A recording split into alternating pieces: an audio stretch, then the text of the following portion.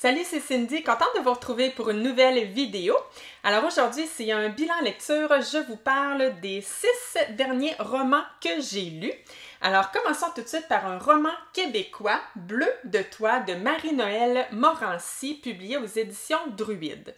Alors dans ce livre, on est avec le personnage de Janie, qui est une avocate. Elle est fin trentaine. Et Janie va tomber enceinte accidentellement. Donc, ce n'était pas du tout prévu, c'est suite à une histoire d'un soir. Et cette grossesse, je vous dirais, va amener notre personnage vers une espèce de voyage intérieur. Et donc, nous, on va la suivre dans cette quête, j'ai envie de dire. Donc, c'est un roman que, franchement, j'ai trouvé l'écriture très jolie, très agréable. Je trouvais qu'il y avait une très belle simplicité dans l'écriture de l'autrice, tellement que c'est ce qui fait, je pense, que ça sonnait tellement vrai, à ce point que des fois, j'avais un peu l'impression de lire le journal intime de Janie. Maintenant, moi, le petit problème que j'ai eu personnellement, je pense pas que ça va être un problème pour tout le monde, mais moi, j'avais un peu parfois de la difficulté à voir où on s'en allait. Tu sais, quelle était la ligne directrice, ou plutôt la finalité de ce roman. Bon, évidemment, il y a l'arrivée de ce petit bébé, ça va de soi, mais il demeure que je trouvais que, en fait, j'avais un peu de difficulté à savoir pourquoi l'autrice parfois nous amenait à tel ou tel moment du passé de Janie. Tu sais, j'avais un peu cette impression de toujours errer à quelque part dans la vie de notre personnage, mais sans savoir exactement pourquoi et où je m'en allais avec tout ça. Je vous dis ça, mais j'ai quand même ma petite analyse maintenant que j'ai terminé le livre. En fait, je pense que ce livre représente parfaitement cette période de la vie, justement, fin trentaine, début quarantaine, cette période où je suis moi-même, ayant 42 ans. Donc, je pense que c'est inévitable à cette période de la vie. On est un peu au milieu de notre vie, hein, si on se fie aux statistiques de longévité. Et je pense qu'on fait tous un peu ça, c'est-à-dire regarder en arrière le chemin parcouru, regarder nos bons coups, nos mauvais coups, et par la suite, s'orienter vers l'avenir, puis décider de ce qu'on veut faire, de ce qu'on veut devenir. Et en ce sens, je pense que ce livre est réussi parce qu'il représente justement très bien cette période de la vie. Donc voilà, si c'est quelque chose qui peut vous plaire, je vous le recommande. C'est très bien écrit, une belle écriture toute douce, donc ça se lit franchement très bien.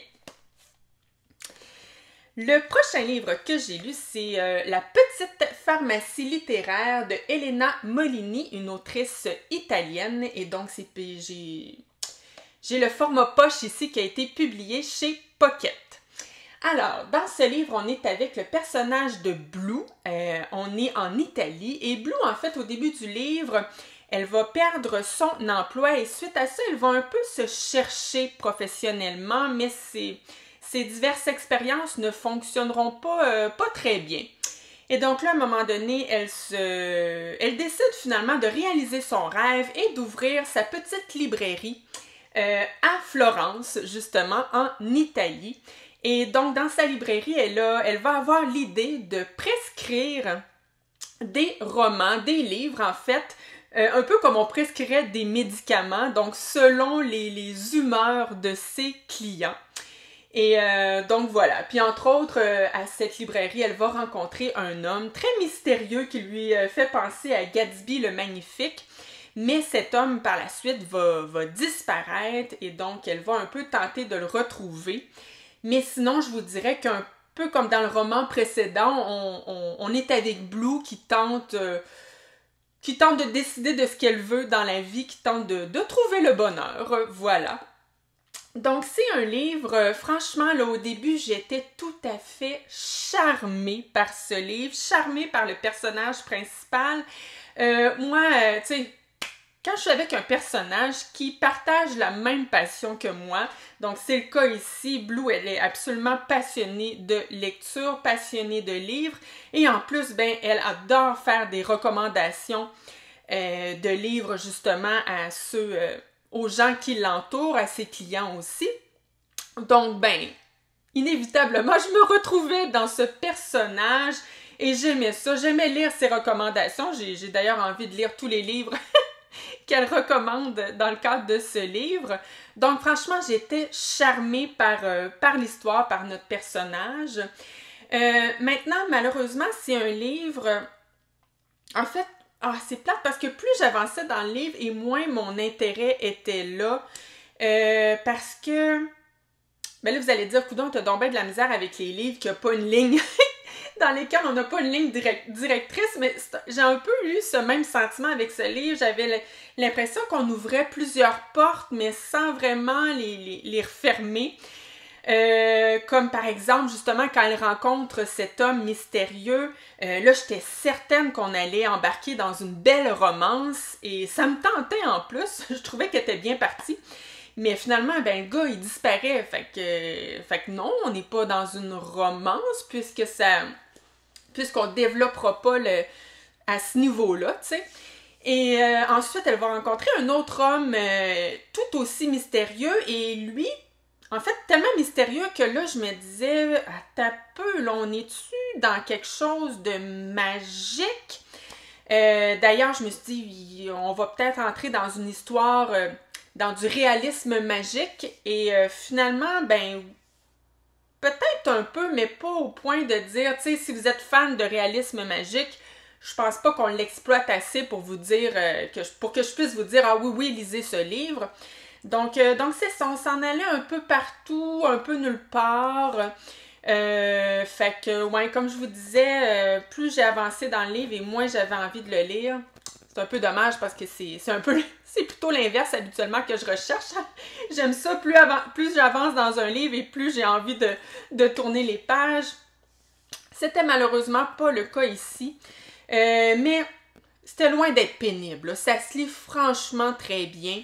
Et je vous dirais que j'ai un peu lu ce livre un peu de la même manière que les comédies romantiques que j'aime regarder le vendredi soir. C'est-à-dire que c'est loin d'être parfait, mais ça fait du bien à l'âme. Et quand je dis le terme comédie romantique est bien parce que justement c'est un livre dans lequel j'ai souri quand même souvent parce que notre personnage principal, elle est un peu maladroite puis ça amène des petits moments plutôt cocasses. Donc c'est un beau petit livre mignon. Ça pourrait être une belle lecture estivale. Pourquoi pas?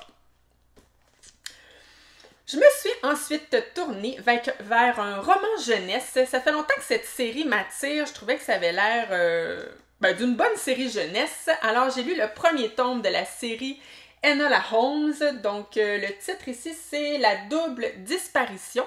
C'est écrit par Nancy Springer. Et c'est aux éditions Nathan. Alors ici, Enola Holmes, qui est-ce? Alors, c'est une jeune fille de 14 ans. C'est la jeune sœur de Sherlock Holmes, rien de moins. Et c'est aussi la jeune sœur de Mycroft. Donc oui, elle a deux grands frères, beaucoup plus vieux qu'elle. Il y a une très grosse différence d'âge entre elle et ses deux grands frères. D'ailleurs, elle les a à peu près pas connus parce que eux autres, ça fait longtemps qu'ils sont partis du nid familial pour mener leur propre vie. Mais là, le livre commence et la mère de Enola va disparaître le jour de son anniversaire, le jour de ses 14 ans. C'est ce qui va l'emmener à aller retrouver ses deux grands frères. Et justement, ces deux grands frères décident, eux, puisque la maman est disparue, d'envoyer Elona en pension pour faire d'elle une jeune lady distinguée et bien élevée. Parce que, ouais, je ne vous l'ai pas dit, mais on est à Londres à la fin des années 1800. Mais Enola, elle, ne veut absolument rien savoir d'aller dans cette pension et de devenir une jeune fille distinguée. Pas du tout. Elle, ce qu'elle veut, c'est retrouver sa maman. Et c'est ce qu'elle va faire. Et je vous dirais qu'on va rentrer dans une petite enquête. Sa maman lui laisse quelques indices qui vont mettre Enola sur une certaine piste. Et pendant cette enquête, parce que je vous l'ai dit, le titre c'est la double disparition, tout ça va l'emmener vers une autre disparition d'un autre personnage.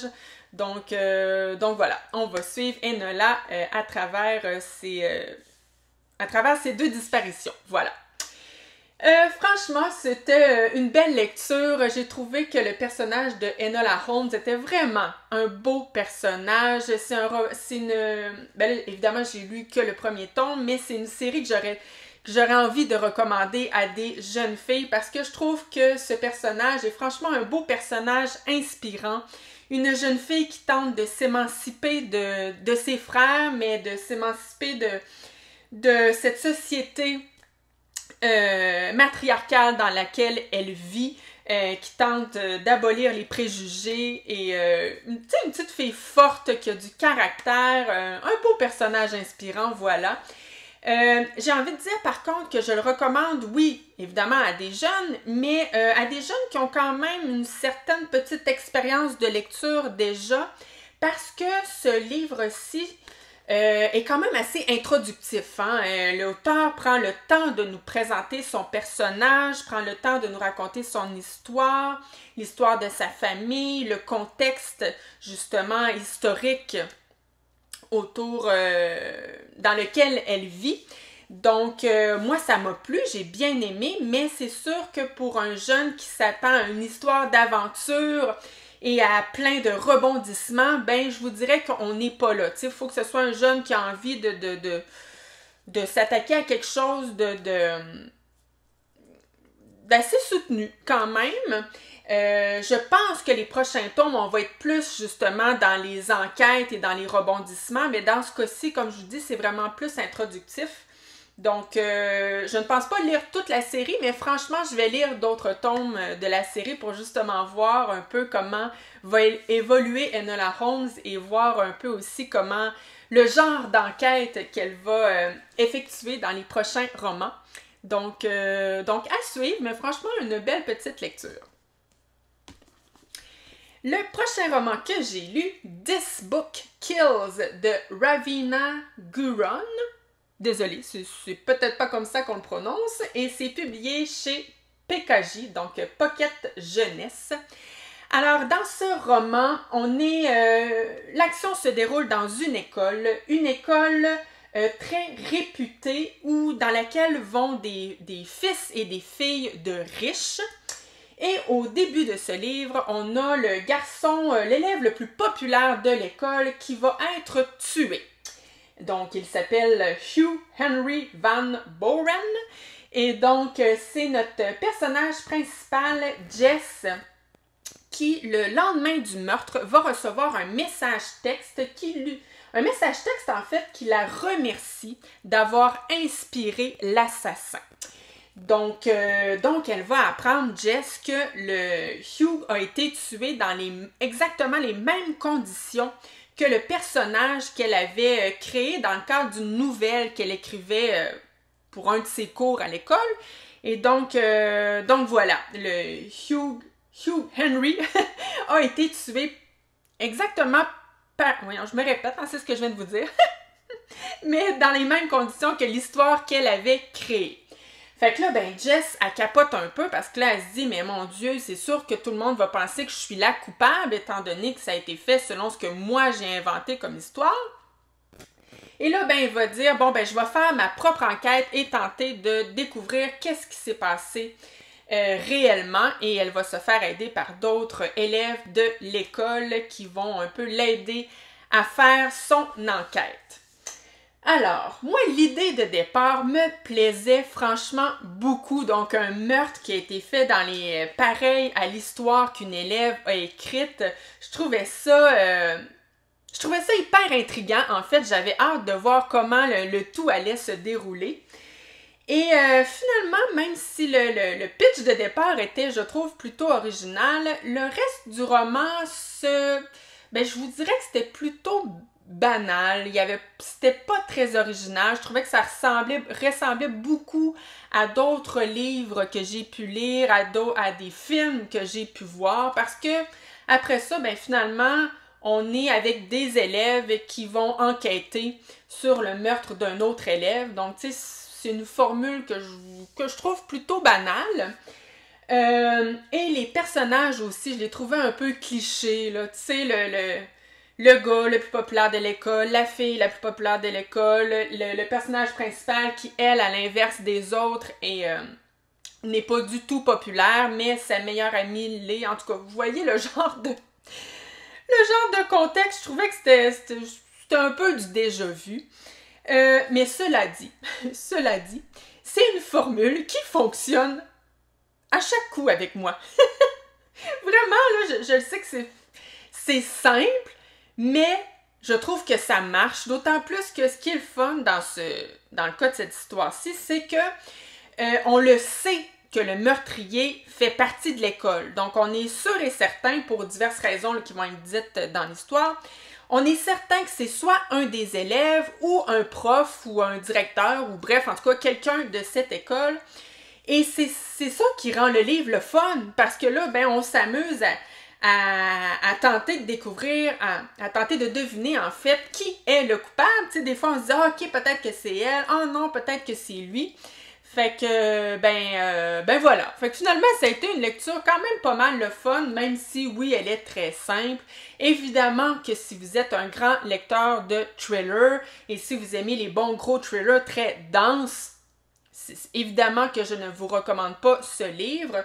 Par contre, si c'est le genre de petite histoire simple qui peut vous plaire, oui, je pense que vous pouvez avoir du plaisir. Et d'ailleurs, pour des jeunes, parce que on est chez Pocket Jeunesse, c'est quand même, oui, un thriller, mais un thriller qui se voulait pour les jeunes, justement. Je pense que pour des jeunes qui sont intéressés par les histoires à suspense, ben ça peut être une super belle porte d'entrée dans le thriller, franchement. Donc oui, une belle lecture. Maintenant, les deux derniers romans dont je vous parle sont des romans québécois que j'ai beaucoup aimés. Alors, premièrement, j'ai lu Proie de Andrea Michaud, publié chez Québec Amérique. C'est une lecture commune que j'ai faite avec Isabelle. Merci beaucoup Isabelle, c'était hyper le fun comme toujours. Et donc, dans Proie, on est avec 3 adolescents. Il me semble qu'ils ont genre 16-17 ans à peu près, là. Quelque chose comme ça. Et nos 3 ados décident d'aller, pour le fun, aller camper en forêt pendant quelques jours. Donc, pour le défi, pour le plaisir d'avoir à se débrouiller en pleine nature, sans cellulaire. Et pour aussi avoir du fun, hein, être libre sans les parents autour. Et donc voilà. Mais là, ben, évidemment que tout ne se passera pas comme ils ont prévu. D'ailleurs, le titre est absolument parfait parce qu'ils vont devenir, oui, des proies. Mais je vous en dis pas plus, je vous dis pas comment tout ça va arriver, puis ouais, c'est ça, je m'arrête là pour que vous ayez le plaisir de le découvrir. Mais comme je vous ai dit, j'ai adoré ce livre. Alors cette autrice-là, c'est le 3e roman que je lis d'Andrea Michaud et je trouve qu'elle a un talent absolument incroyable pour décrire des histoires, des situations où on est en pleine tension, pour décrire cette tension qui s'installe tranquillement et qui monte crescendo. C'est hyper anxiogène, elle décrit ça avec tellement de talent, c'est fou. Maintenant, pourquoi ce livre n'a pas été un coup de cœur, n'a peut-être pas été un 5 étoiles, même si j'ai vraiment hésité, là. Je lui ai donné 4 étoiles sur Goodreads, mais que j'ai passé proche d'y donner 5 étoiles. D'ailleurs, je ne serais pas surprise de changer ma note d'ici la fin de l'année. Je fais souvent ça, moi.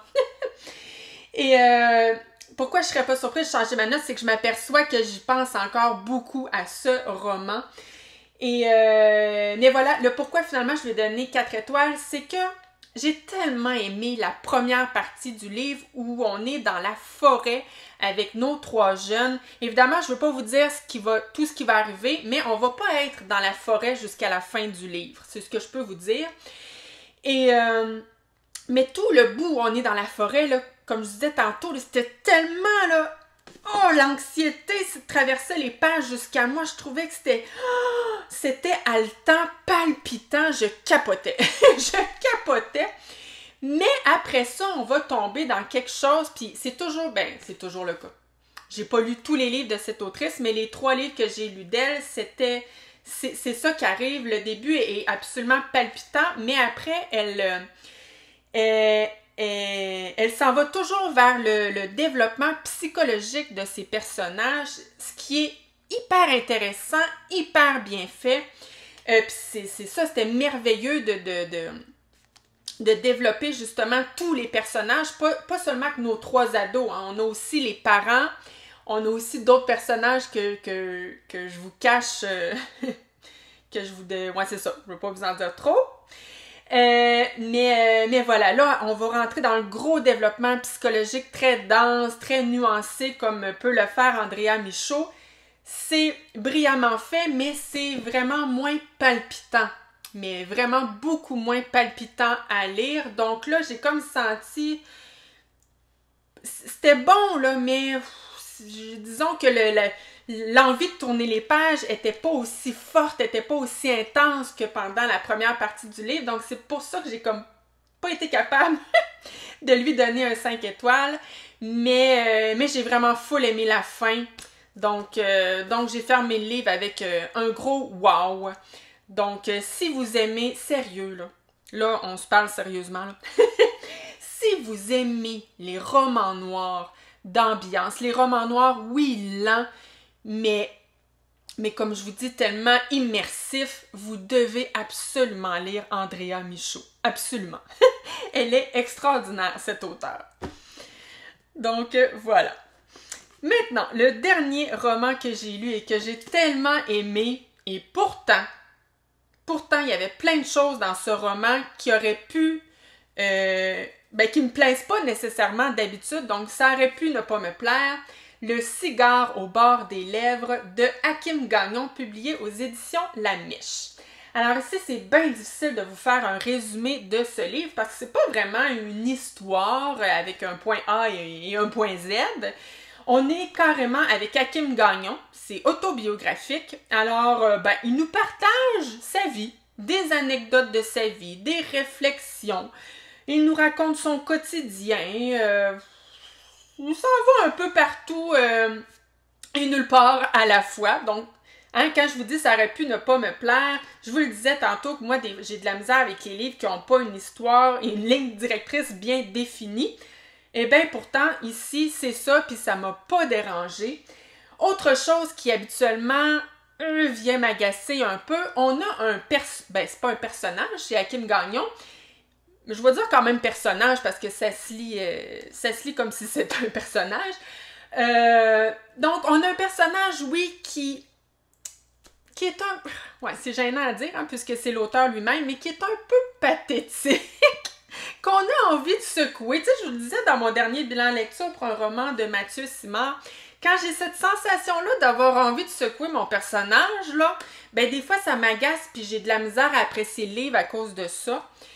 Et ici, c'est un peu le cas. Tu sais, Hakim Gagnon, il boit beaucoup trop d'alcool. On soupçonne une dépendance affective dans ses relations amoureuses. Qu'est-ce qui... Il y a beaucoup de difficultés, notre Hakim Gagnon, en fait, dans ce livre. Puis des fois, on se dit, coudonc, tu fais rien pour t'aider, mon homme. Donc oui, c'est un personnage qui aurait pu m'agacer. Mais finalement, pourquoi j'ai tant aimé ce livre, malgré toutes ces petites choses qui auraient pu me déplaire, c'est que Hakim Gagnon est tellement attachant, tellement sympathique. Oui, le gars, il prend pas beaucoup de bonnes décisions, mais en même temps, il est tellement cool, il est tellement rempli d'amour, il aime tellement la vie, puis il nous le partage là-dedans. Puis en plus, il se livre vraiment à cœur ouvert, là. Le gars, il essaie pas de dorer son image. Vraiment loin de là. D'ailleurs, il nous partage des trucs des fois sur sa vie. Je me dis, mais personne mettrait ça dans un livre. Tu sais, entre autres, il nous parle beaucoup de ses cacas. Vraiment beaucoup, là. Il nous en parle pas mal. Et des histoires assez gênantes, mais justement, c'est toutes ces histoires-là qui, tu sais, il fait tout ça avec tellement d'humour et d'autodérision, ça nous le rend profondément attachant, émouvant aussi. Des fois, il nous parle de son père, de son frère, avec tellement d'amour, de sa blonde. C'est, tu sais, on s'attache à lui, là. Et vu que zéro filtre, là, ben on a un peu l'impression qu'il est assis avec nous puis qu'il devient tranquillement pas vite notre ami. Et c'est la sensation que j'ai eue vraiment. J'ai fermé le livre puis j'avais cette impression de « Oh non, j'ai perdu mon ami. » J'aimais ça, l'accompagner. J'avais du fun avec lui.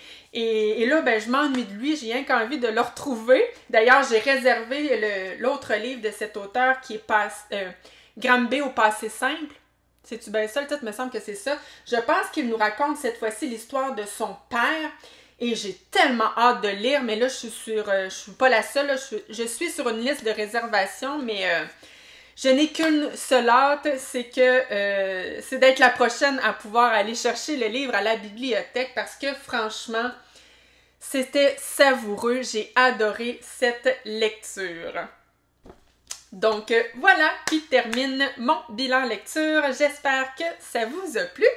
Alors, ben moi je vous retrouve dans 2 ou 3 semaines, probablement encore une fois avec un bilan lecture.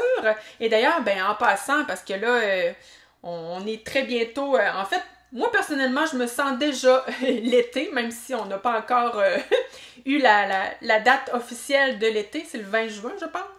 Hein? Ah, ben d'ailleurs, quand vous allez voir la vidéo, je pense qu'on va être en été. Donc, raison de plus de vous souhaiter un très bon été, de très belles vacances. Et donc, on se retrouve dans quelques semaines. Merci et à la prochaine. Bye!